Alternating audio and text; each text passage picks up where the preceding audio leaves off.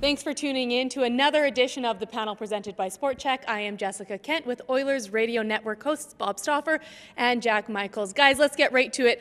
The Oilers squeaked out another win last night, but it wasn't pretty, and that seems to be the theme of the games lately.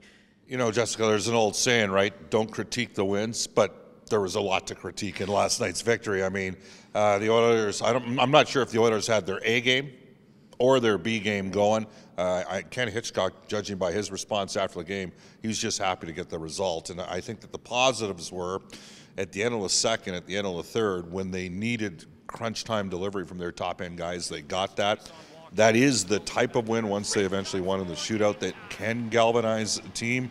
But we've seen too many ups and downs to say, yeah, that's going to pinpoint the moment where the season turned around for Edmonton. But it is a good start at a very important time. I think some wins are more important than others, given the nature of the way you win the game sometimes. And I look back at Edmonton's playoff season from a couple years ago, and not all of those 47 wins were beauties. A lot of nights Cam Talbot's play glossed over what was, a mediocre performance by the Edmonton Oilers. And let's be clear, both Edmonton and Florida struggled the other night. I don't think the Panthers were any good either for the first 40 minutes. It was a tepid performance for 40 minutes for both clubs. Florida got an amazing bounce, and it looked like more of the same from what we saw Tuesday in San Jose, but Edmonton was able to push through that. And that's what Ken Hitchcock was most pleased about. Team's resilience in the face of an extremely bad break. And you bang one in, you got two of the best players in the world on the ice in the final 20 seconds, and Florida didn't take advantage of some opportunities to put the Oilers away and get the puck out of their own end.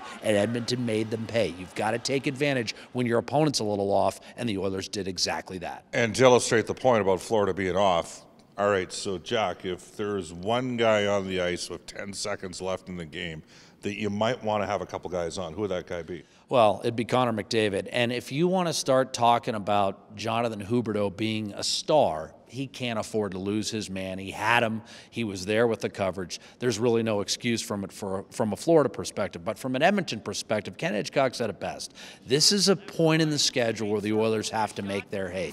They have navigated their way through a brutal first half in terms of travel and quality of opposition. Now they've got a chance against teams at or below them in the standings. They've got to take advantage of it. And Jessica, what's interesting is if you go back to the playoff year a couple years ago, like when we were at this point, so what are we at, 44 games in the season? Edmonton were not stone-cold mortal locks to make the playoffs. People forget that. It was they got off to a 7-1 start, and then they were sitting at 500 for the next 50 games. Right, and it was the final quarter of the year, and specifically a 12-2 run at the end of the season where they really elevated and secured things. So there's an opportunity for room for growth here. This is obviously a critical juncture now with the next 6 games at home.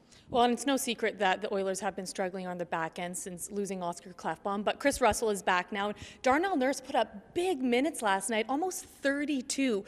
I know we haven't quite gotten out of the slide that the Oilers were in, but can we see this maybe? Is there light at the end of the tunnel with Chris Russell I being think back? so. I absolutely think so. And again, you've got an emotional victory. You've got an Arizona opponent coming in that has been riddled with staggering injuries to a lineup that wasn't necessarily stacked to begin with. To be honest with you, I think Rick Tockett's done one of the better coaching jobs in the National Hockey League this year to have his club at or near 500. The key for Edmonton, Jess, on Saturday night will be to match Arizona's work rate.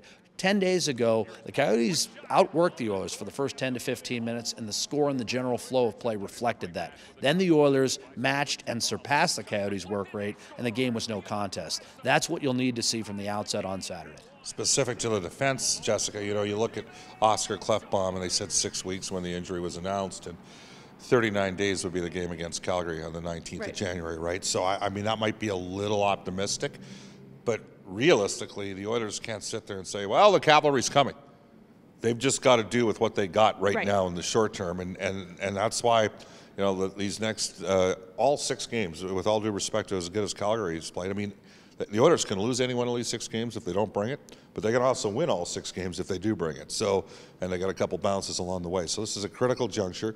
And then we know after the All-Star break and the bye week, which this year coincides with each other, that the Oilers should have Oscar back at that point, and then it is a different looking defense at that stage. Let's talk about the exciting news that came down this morning. Last man in, Leon Draisaitl. He is going to All-Star with Connor McDavid. It'll be exciting to see that dynamic duo at the All-Star.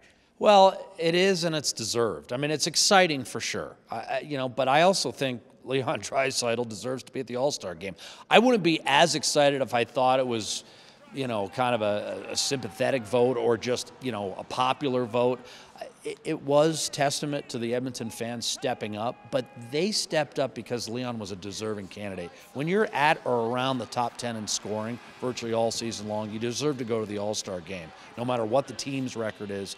And Leon has put up big numbers with or without Connor McDavid. He's been paired with, I believe, 12 different players on the team. He's played 3 different forward lines. I mean, he's been in the 3-hole at times this season, 3-hole center. So Leon Draisaitl has shown versatility, and the biggest thing is his talent has been matched by his work ethic. He has been a phenomenal player for the Oilers through the first 44, 45 games. He's been an excellent player for the Oilers over the course of the last 3 years. I mean, he's barely under a point per game during that stretch. I mean, we have a demanding fan base because they know the game, and sometimes they look at the price point on the player, go, well, he's got to be like this guy. Well, that's the optimal scenario in terms of them drawing up.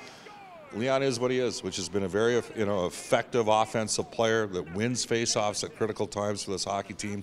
And people go, well, his numbers drop when he's not with McDavid. I got news for you.